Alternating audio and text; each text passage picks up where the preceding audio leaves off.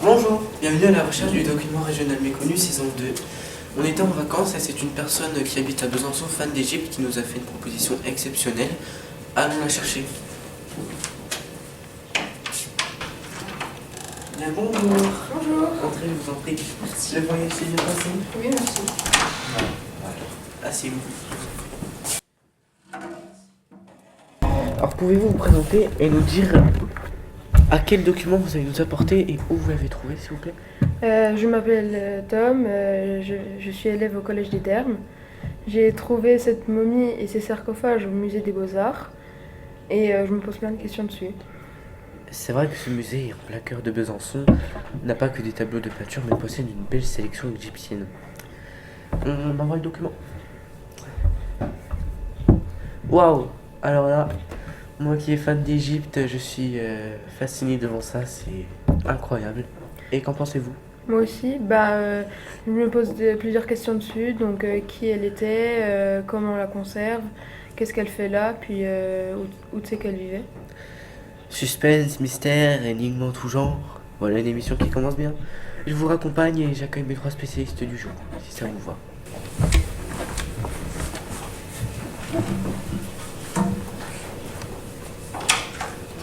Au revoir, à bientôt.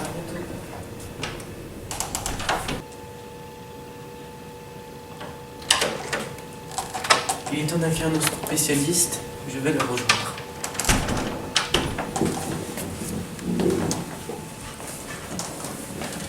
Bonjour, pouvez-vous me dire votre nom, votre spécialité?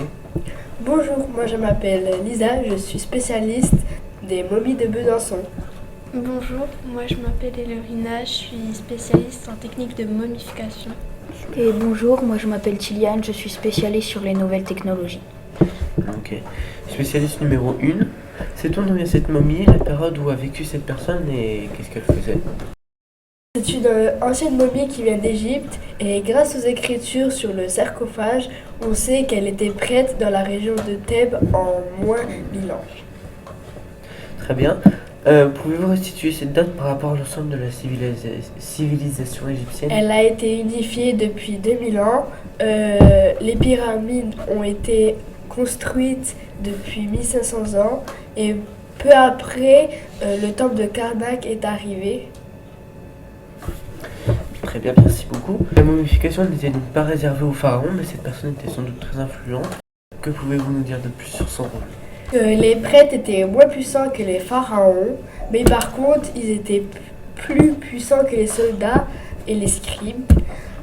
Les écritures sur ce sarcophage nous apprennent qu'il était un prêtre pur dans le clergé de Thèbes, le plus important d'Égypte. Et d'ailleurs, la momie était entourée de 2 sarcophages. Merci beaucoup. À part ces renseignements, en a-t-on d'autres sur l'âge et la raison de son décès?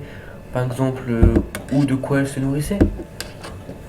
Oui, c'était un homme de taille de 1,72 mètres, de 60 ans, qui se nourrissait de sucre, de dattes et de miel. Merci pour ces données éclairantes. Je me tourne maintenant vers l'expert en momification, car là encore les spectateurs de l'émission nous envoient beaucoup de questions. Alors, Paul nous demande sur le site de l'émission si vous pouvez nous présenter quelles étaient les croyances des Égyptiens sur la vie après la mort. Alors, le dieu Osiris, lui, il règne sur le royaume des morts. Pour y accéder, il faut que les âmes passent d'abord vers le tribunal d'Osiris. Lui, le dieu Thoth, il note la pesée du cœur qui, comparé à la plume de Math, s'il est plus lourd, le défunt se fait dévorer par Amith. Si la balance est équilibrée, il se fait conduire par Horus vers le royaume d'Osiris. Ok, très bien, merci. Étienne nous demande quelles étaient les techniques Les techniques de momification. Alors, les embaumeurs retiraient d'abord les organes, donc les intestins, l'estomac, le foie et les poumons. Ils desséchaient le corps avec du natron pour qu'il garde sa forme. Ils ajoutaient des amulettes et des plaques protectrices avant d'envelopper le corps de bandelettes de lin. Concernant la momie de Besançon, a-t-on des traces de ce rituel étrange? Non, pour la momie de Besançon, on ne retrouve pas la technique classique du rituel. Tout ce qu'on sait, c'est que les organes ont bien été retirés, mais ils ont été replacés dans l'abdomen au lieu d'être conservés dans des vases canopes. Je me demande vraiment comment on peut savoir autant sur les momies vieilles de plusieurs milliers d'années. Et là, je crois que j'ai besoin des éclaircissements du spécialiste en technologie. Faire passer des scanners aux momies a apparemment été un vrai progrès pour vous. Oui, cela a été un vrai progrès, car il est maintenant possible d'étudier les momies de façon très détaillée sans les abîmer. Imaginez avant, il fallait enlever les bandes de tissu vieilles de plusieurs milliers d'années, et puis est-ce que cela respectait vraiment les croyances de ces Égyptiens? La momie a déjà été étudiée en scanner en 2007 par le centre hospitalier de Besançon. Qu'avait-on trouvé?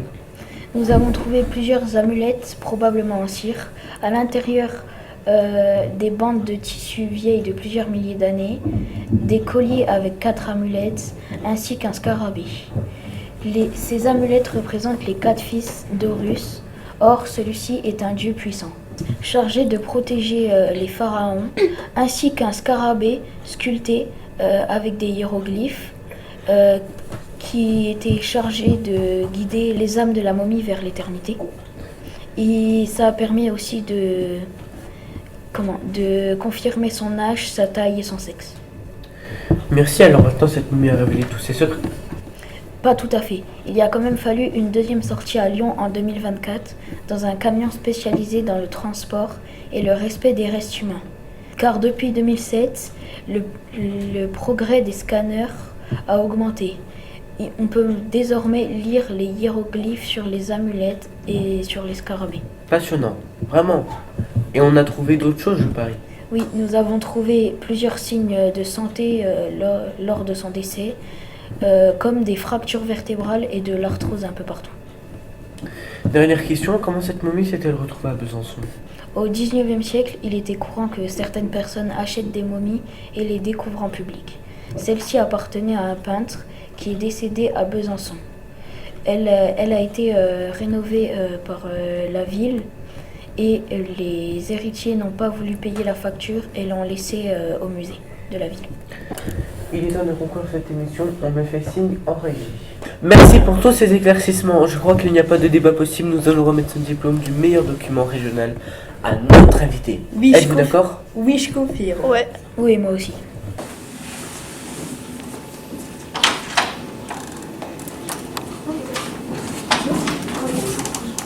Tenez votre diplôme du meilleur invité. Oh waouh, il est super beau. Félicitations.